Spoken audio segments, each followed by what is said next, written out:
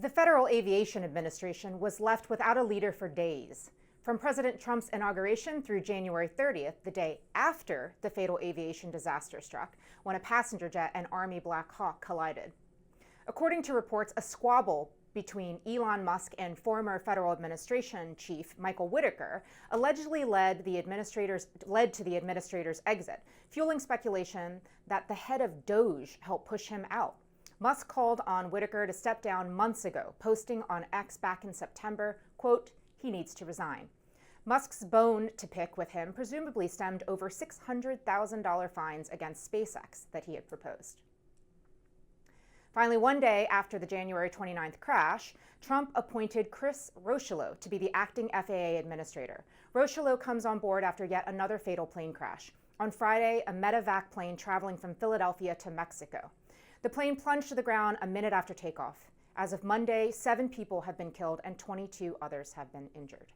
Meanwhile, questions still remain about what led to the deadliest aviation disaster in years, while the Army released the names of 2 male soldiers aboard the Black Hawk, Chief Warrant Officer Andrew Lloyd Eves and Staff Sergeant Ryan Austin O'Hara. They had initially withheld the name of the third. Now, over the weekend, they did identify that person. It's 28-year-old Captain Rebecca Loback, who was the co-pilot of the helicopter. The Army cited her family's request for privacy as the reasons for delaying the release of her name. This comes as DEI and hiring practices have been a source of contention. Trump last week appeared to blame the deadly collision on diversity, despite no evidence. Former Transportation Secretary Pete Buttigieg fired back at Trump again, posting on X, quote, "To be abundantly clear, we did not change the rigorous standard for becoming a certified air traffic controller. Those claiming otherwise are mistaken or lying. We did increase funding and training and grew the ATC workforce after years of declining numbers, including under Trump." Last week, the president criticized Buttigieg's leadership as head of transportation in the Biden administration. Now, investigators are still determining what caused the Potomac crash. As of Monday, the remains of 55 people have been identified, all 67 victims presumed dead. Well, we should start getting right into that. I don't agree with Secretary Mayor Pete whatsoever that there's no evidence that DEI is behind this. I mean, we should be careful with our claims, but there is, in fact, a lawsuit against the FAA going back years ago from applicants who were ruled unqualified under this utterly insane screening process where the most qualified applicants, is what is alleged in the lawsuit, were rejected intentionally. They wanted the less qualified people on purpose in order for diversity considerations. It's some really insane stuff. I haven't gotten all the way into it. We're going to try to get on Rising someone who's looked at this more closely. There's been great work done on it by a Substack account called Tracing Wood Grains for the Jesse Singal, Katie Herzog podcast, so I have a little bit of familiarity with it. We're going to look at it more closely coming up, but I do not agree that there's no evidence that we're making DEI hiring decisions at FAA. Now, I am not asserting that is the cause of the crash. I think it is important to investigate what the cause of the crash is.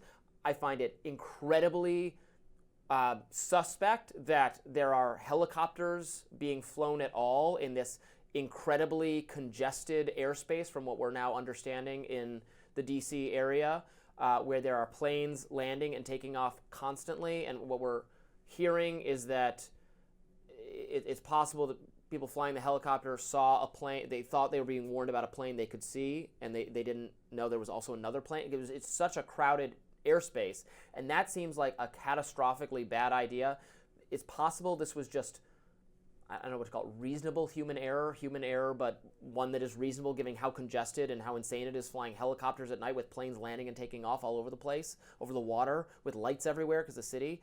It seems crazy to me. So we should look at that. We should look at everything. We shouldn't knee-jerk blame DEI or whatever, although this lawsuit is very suspicious to me, and I want to look at it more closely. Well, there's a lot to unpack there, Robby. Yeah. And before we do any more unpacking on my part, I do want to disclose a couple of things. Viewers may or may not know that I worked in this administration specifically for Secretary Mayor Pete and saw firsthand the various policies and programs that were underway there. I also, as it turns out in that role, helped to advocate for then FAA Administrator Michael Whitaker getting confirmed by the Senate. And as part of that role, all my disclosures out in one Well, place here. Good. I know Chris Rocheleau very well. He and I had a lot of interaction when he was at the National Business Aviation Association, and I think he's a great candidate. He's a longtime FAA veteran, so the FAA is in good hands right now. Okay, so all of those on the table.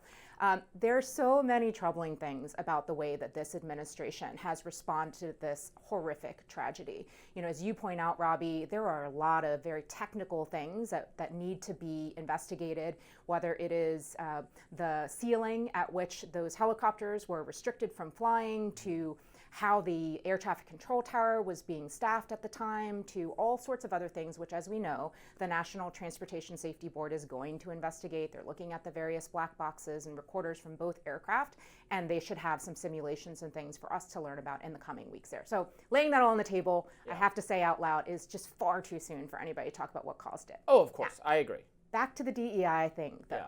There are some very convenient facts that the president and his team failed to disclose when he lobbed this argument, which I think he was making very clearly. He thinks that DEI led to this crash. I think that was very clear as part of that long press conference that he had.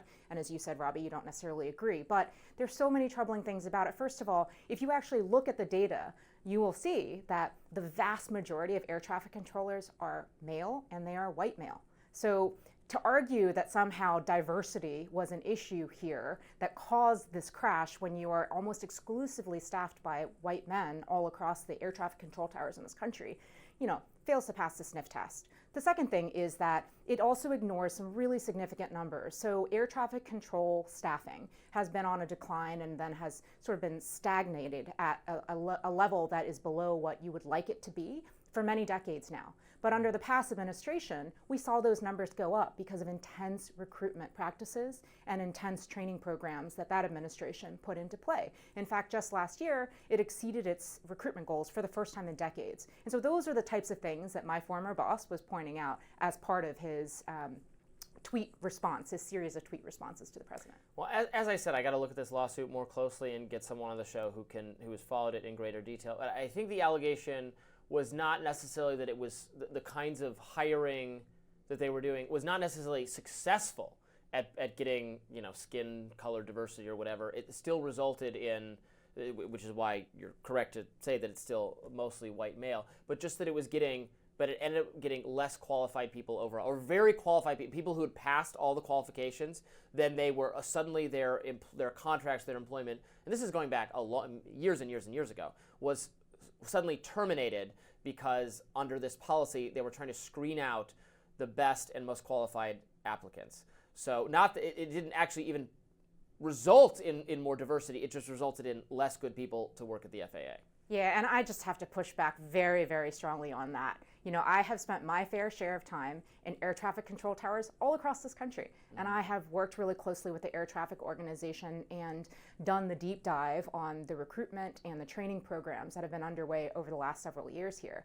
And I can tell you unequivocally that the people that are working in these roles are deeply committed, incredibly professional, and very, very well trained. In fact, viewers may or may not be aware, it takes about 2 years from the time that you apply to be an air traffic controller until the time that you are certified to then work on the job under a supervisor who has approximately a decade of experience themselves. It takes about 2 years to get through that process. It is rigorous, and it requires a commitment from the applicant that, you know, not everybody has.